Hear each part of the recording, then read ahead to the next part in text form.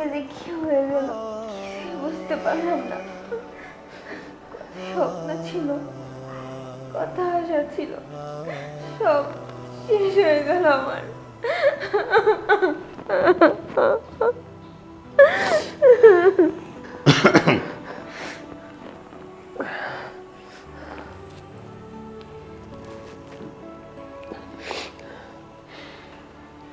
আসলে ইমরান, আমাদের ভাগ্যটাই খারাপ। দেখ, বৌমারে বিয়া করে আনার পরেই 3 দিন পরে আমার ছেলেটা বিদেশ চলে গেল। আজকে প্রায় 3 বছর তার মৃত্যুর খবর আসলো। আর 3টা বছর আমার বৌমা তার দিকে তাকায় আমাদের সংসারটা একবার মাথার উপরে আগলে রাখছে। তোর মা নেই, আর তোর মার এই দায়িত্বটা তোর ভাবি পালন করে যাচ্ছে। আজকে তোর ভাই রায়হান মারা গেছে। দেখ, বৌমাটা কার দিকে তাকায় থাকবে বা কীভাবে বাকির জীবনটা কাটাবে? সবারই একটা জীবন আছে। তাই বলছিলাম কি বাবা, তুই আর বৌমা যদি কিছু না মনে করস, তুই বৌমাকে বিয়ে করে পাও। বাবা, তুমি এসব কি বলছো? আমরা দুজন বিয়ে করবো মানে? না না বাবা, তুমি জানো আমাদের সম্পর্কের বিষয়ে আমরা সবসময় ভাই বোনের মতো চলাফেরা করেছি। আমরা দুজন দুজনের ভালো বন্ধু। আর তুমি কিনা আমার বড় ভাইয়ের বউকে আমাকে বিয়ে করতে বলছো? না না বাবা, এটা কোনোদিনও সম্ভব না, আমি পারবো না। হ্যাঁ আব্বা, ইমরান তো ঠিক কথাই কইছে। আপনি এটা কিভাবে মুখ থেকে বের করতে পারলেন? আমি তো ওর ছোট ভাইয়ের মতো জানি। আর আপনার ছেলের ছাড়া আমি কোনো কিছুই বুঝতে পারি না। আমি বিয়ে শাদী করতে পারবো না। আমি চাই না বিয়ে করতে। আর দেখ বাবা, আমি যা বলছি সঠিক কথা বলছি, অনেক চিন্তা ভাবনা করে বাবা বলছি। আমি তোদেরকে সময় দিয়ে গেলাম, তোরা একটু চিন্তা কর, চিন্তা করে তোরা আমাকে জানাস। আমি চাই না আমার বৌমাটা এই বাড়ি থেকে চলে যাক। আমি আসি। বাবা,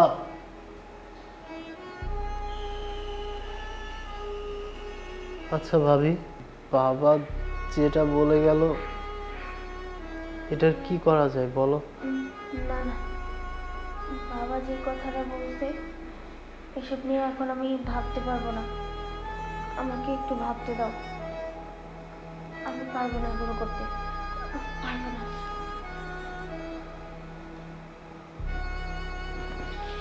হে আল্লাহ, কোন কঠিন পরীক্ষার ভিতরে পড়লাম। এইদিকে আমার ভাইয়ার মৃত্যুর শোক, অন্যদিকে অন্যদিকে আমার ভাবির চিন্তা, আবার আমার বাবা। না না, কি করব কিছুই বুঝে উঠতে পারছি না।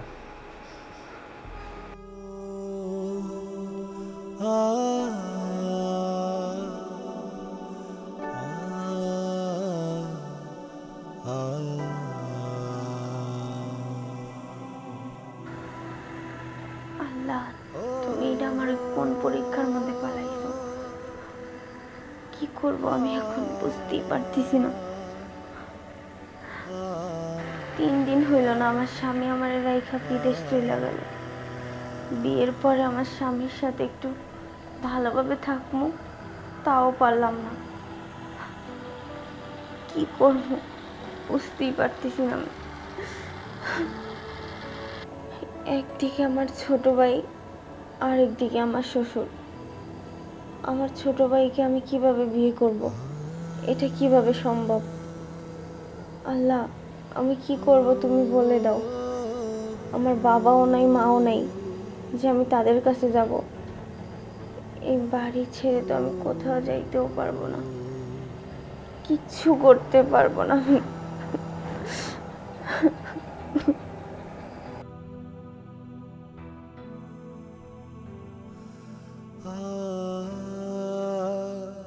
ইমরান,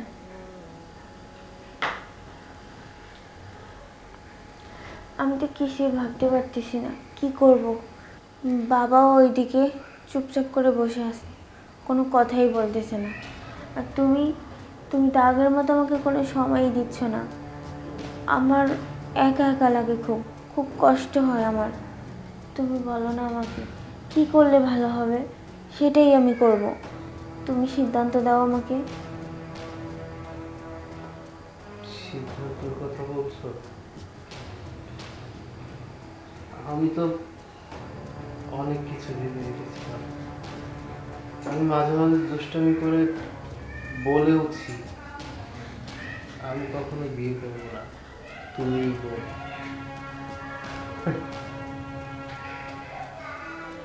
আমি জানি না এর ভবিষ্যৎ কোথায় আর কি বা হবে, তবে কখনোই না এই সম্পর্কটা ভালো হবে না। আমি কিছুই বুঝতে পারছি না। একটা কাজ করি, তুমি তোমার মতো থাকো, আমাকে আমার মতো থাকতে দাও। আমি এখনো আমার ভাইয়ের কষ্টটা এখনো ভুলতে পারতেছি না। আমি জানি না, আমি জানি না তুমি কি করে আছো। তুমি এটা কোনো কথা বললা? তোমার ভাই আর আমার যে কতটা কষ্ট হচ্ছে সেটা আমি কাউকে বোঝাতে পারবো না। তুমি একটা জিনিস ভেবে দেখেছো, তোমার ভাইয়া বিয়ে করার 3 দিন পরেই বিদেশে চলে গিয়েছে। আমি একটা মেয়ে মানুষ, আমারও তো কত স্বপ্ন ছিল, কত আশা ছিল, সব কিছু শেষ হয়ে গিয়েছে। আমি কি তোমার ভাইয়াকে ভুলতে পেরেছি? এখনো পারিনি। তার কথা ভেবেই তো এই বাড়িতে পড়ে আছি। বলো কি করব?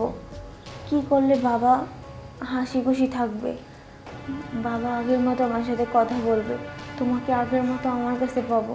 আমার খুব একা লাগতেছে ইমরান। ইমরান, তুমি কিছু একটা করো না প্লিজ, আমার কিছু ভালো লাগতেছে না। ঠিক আছে, আমি বাবার সাথে আবার কথা বলবো, সব কিছু যেন স্বাভাবিক হয়ে যায়। তুমি আগের মতো চলাফেরা করো, আর এমনভাবে চলবে, আমিও এমনভাবে চলবো যেন কিছুই হয়নি। আমরা আগের মতোই চলাফেরা করবো। ঠিক আছে, আমি তাহলে আসছি।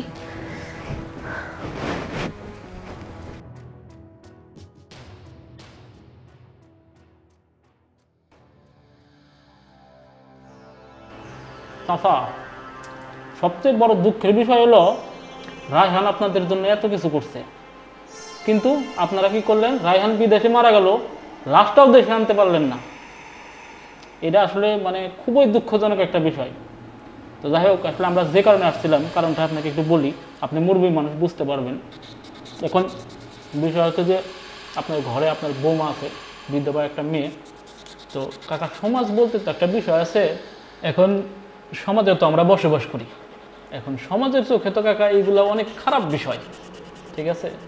তো আপনি যদি আপনার ছেলের বউরে এখানে রাখতে চান, তাহলে আপনার ছোট ছেলে আছে, ওর সাথে বিয়ে দিয়ে রাখেন। আর না হলে পারে মেয়েটারে বাড়িতে পাঠিয়ে দেন, ওর বাবা মা অন্য কোথাও বিয়ে দেখ, মানে এটা বেটার হবে। এটা আমি আপনাকে জাস্ট, আপনি মুরব্বী মানুষ, জাস্ট আপনাকে আমি সতর্ক বার্তা হিসাবে আপনাকে এটা বললাম। এখন বিষয়টা যদি আপনি না মানেন, তাহলে আমরা যারা সমাজে আছি তারা কঠোর পদক্ষেপ নিতে বাধ্য হবো কাকা। শোনো বাবা, তোমরা আসছো ভালো কথা। তোমাদেরকে আমি একটা কথা বলি, এটা আমার ফ্যামিলিগত ব্যাপার, একান্তই ঘরণীয় ব্যাপার। আমি কি করব না করব এটা নিয়ে তোমাদের নাক গলানির কোনো মানে আসবে না। আমার ছেলে দিয়ে বিয়ে করে রাখবো না আমার বৌমাকে এমনি রাখবো, বা আমার বৌমাকে বিদায় করে দেবো, এগুলো নিয়ে তোমাদের চিন্তা করতে হবে না। বুঝতে পারছো? বুঝতে পারছি কাকা, বিষয় হচ্ছে যে আপনি মুরব্বী মানুষ তো, মানে এখন বুঝাইলাম, বুঝলেন না? আমরা সমাজে যারা আছি তারা যে কোনো একটা পদক্ষেপ নেব। চুপ করো, ছোট ছোট মুখে বড় বড় কথা। আসছো বাসা মাঝে আপ্যায়ন করতেছি, চা নাস্তা বিস্কিট দিছি, বিস্কুটটা খায়া সুন্দর করে চলে যাও। আমার ব্যাপারে এত তোমার চিন্তা করার দরকার নাই, বুঝছো? তোমাদের চিন্তা তোমরা করো, যাও বেরো যাও। বুঝতে পারছি কাকা, যেদিন আমরা কিছু করব ওই দিন টের পাইবেন। আর কিছু বললাম না। আরে আসসালামু যাও যাও আলাইকুম। যাও যাও ভাই যাও চল। জ্ঞান দিতে হয়েছে নেতা সাজছে নেতা উনি আমরা পানিতে গিল্লা খায় ফেলবো। শোন ইমরান, তোর আমি একটা কথা বলতেছি, আমি সমাজে আর মুখ দেখাতে পারছি না, একমাত্র তোর জন্য আর তোর ভাবির জন্য। বল, এই সমাজের পুটকা পুটকা ছেলে পেলে এসে আমাকে টের দিয়া যায়, যদি এটার ব্যবস্থা যদি না করে ওরা বলে আমার দেখে নেবে। এর থেকে আমার আসলে এই পোলাফান যেভাবে কথা বলে না, এটা আমি সহ্য করতে পারি না। এই জন্য বলছি তুই এক কাজ কর, ওই তো তুই আজকের ভিত্তে আমাকে সিদ্ধান্ত দেবে, ওই তো তুই ওরে বিয়ে করবে, আর না হয় আমি অন্য একটা ভালো ছেলে দেখে আমি আমার বৌমাকে বিয়ে দিয়ে দিব। আমি তার জীবনটা আমি নষ্ট করতে পারবো না। তার কারণ হলো সে আমার মেয়ের মতো, সে এই অল্প বয়সে বিধবা হয়েছে, এটা আমি সহ্য করতে পারতেছি না। আমি তোরা এখন বলতেছি, তুই আমাকে এক ডিসিশন দিবে। বাবা তুমি এইসব কি কথা বলছো? সমাজের মানুষ কি এসে আমাকে খাওয়াই পরে যাবো? হ্যাঁ, আমার ভাইজানের বউ, আমার ভাবি, এই বাড়ির বউ, সে কই যাইবো? বাবা তুমি এত কঠোর হয়ে না। আর কে কি করলো তুমি ওইটি মাথার ভিতর নিয়ে না তো। ভাবি এই বাড়িতেই থাকবো, আজীবন যেভাবে আসছিল ওইভাবেই থাকবো। দেখ, আমার মুখের উপর কথা বলতেছস, আমার কিন্তু ধৈর্যের ভাত ভেঙে যাচ্ছে। আমি যেটা বলছি সেটাই তুই রাজি হ, নাহলে আমি যেটা বলছি আজকের ভিতরে আমি একটা ছেলে দেখে আমার বৌমাকে আমি বিয়ে দিয়ে দিব। তোরা আমি বলতেছি, তুই আমারে 5 মিনিটের সময় দিলাম, তুই চিন্তা করতে, আমি 5 মিনিট পরে তোরে আসতেছি আবার। আব্বা, যা। 5 মিনিট লাগবে, ঠিক আছে। তুমি যত এত কঠিন সিদ্ধান্ত নিয়ে ফেলছো, আর ভাবির ভবিষ্যতের কথা চিন্তা করে আমি এই বিয়ে করব, আমি রাজি। ঠিক আছে বাবা, তুই আমার বাঁচালে। ওই মেয়ের মুখটার ফাল তাকালে না, আমার আর সহ্য হয় না। মনে হয় যে আমার ছেলেটার কথা মনে হলে আমার বুকটা করে ঝুলে যায়। হ্যাঁ ঠিক আছে, তুই রেডি হ, আমি বিয়ের ব্যবস্থা করতেছি।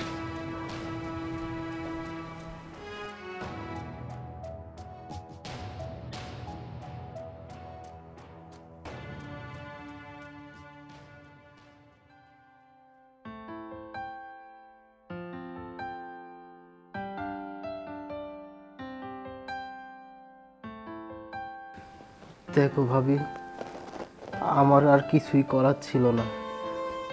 বাবা এতটা কঠোর হয়ে গেল, আর সমাজের বিভিন্ন মানুষ বিভিন্ন কথা বলতেছিল। আমি কোনো উপায় না পেয়ে তোমাকে বিয়েটা করেছি। আমি তোমাকে কথা দিচ্ছি, কখনোই তোমার অসম্মান হবে না।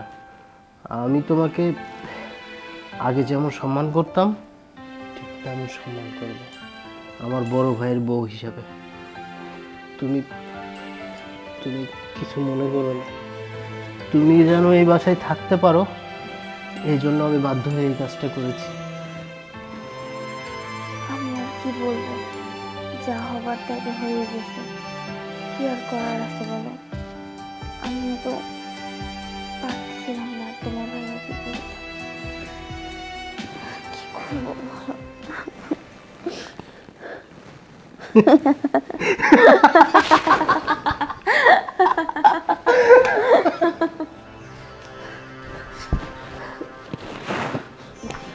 তুমি আসছো, আমি তোমার জন্য অপেক্ষা করছিলাম। আমি তো ভেবেছি তুমি আসবেই না। বাবা ঘুমিয়ে পড়েছে? হ্যাঁ, বাবা তো ঘুমাতে চায়নি, ঘুমের ওষুধ খাওয়িয়ে তারপরে ঘুম পাড়িয়ে রেখেছি। কি করব বলো, আমিও তো পাগল হয়ে গিয়েছিলাম তোমার কাছে আসার জন্য। তুমি আজকে আমার সাথে এরকম ব্যবহার কেন করলে? আমি অনেক কষ্ট পেয়েছি, তুমি আমার গায়ে হাত দিছো। দেখো, তার জন্য সরি। আসলে আমি তো এটা ইচ্ছে করে করিনি। এই যে বাবার জন্যই তো এই কাজটা করেছি। বাবা কি বলেছে জানো, তোমার বড় ভাইকে সব কিছু জানিয়ে দিবে। তোমার ভাইয়া যদি শুনতে পায় তাহলে কি হবে একবার ভেবে দেখেছো? এই কথা না, শোনো, আমার মাথায় একটা আইডিয়া এসেছে। আমি যদি বাঁশের ঝাড় শুধু উপড়ে ফেলি, তাহলে না থাকবে বাঁশ, না তৈরি হবে বাঁশি। কি বলতে চাচ্ছ? আমার একটা পরিচিত লোক আছে, ভাইয়া যে দেশে থাকে ঠিক ওই দেশে। বাংলাদেশে সন্ত্রাসী করতো, মামলা টামলা খেয়ে এখন বিদেশে যে পলিয়ে আছে। আমি ওকে ঠিক করে আমার বড় ভাইকে একবারে রাস্তা থেকে সরিয়ে দেব। শোনো, তাহলে আর সম্পত্তি দুইটা ভাগ হবে না। আমি আমার পথের কাটা সরিয়ে দেব, আর তোমাকে আমার সারা জীবনের করে নেব। ঠিক আছে, তুমি যা করার তাড়াতাড়ি করবা, আর কেউ যেন কোনো কিছু টের না পায়, ঠিক আছে? আরে না, এখন বাবা যেহেতু সন্দেহ করছে, সেহেতু বাবাকে একটু ঘোল খাওয়াতে হবে। ঠিক আছে, তুমি রেডি থেকো। ঠিক আছে।